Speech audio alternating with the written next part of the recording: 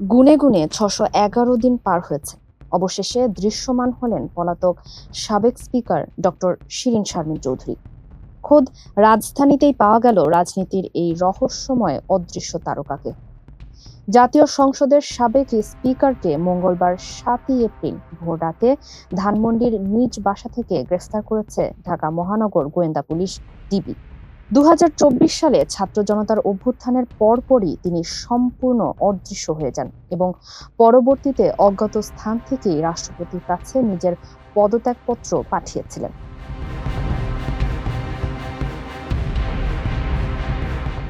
এতদিন তিনি ঠিক কোথায় এবং কার আশ্রয়ে আত্মগোপন করেছিলেন তা নিয়ে শুরু থেকেই ব্যাপক জল্পনা-কল্পনা ও রহস্যের সৃষ্টি হয়েছিল।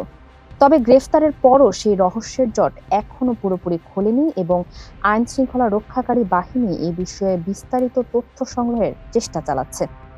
২০১৩ সাল থেকে টানা ৩ মেয়াদে স্পিকারের দায়িত্ব পালন করা এই প্রভাবশালী নেত্রীকে বর্তমানে মিন্টো রোডের ডিবি কার্যালয়ে রাখা হয়েছে এবং ধারণা করা হচ্ছে জুলাই মাসে ছাত্র জনতার আন্দোলনে হত্যাকাণ্ডের একটি মামলায় তাকে গ্রেফতার দেখানো হবে।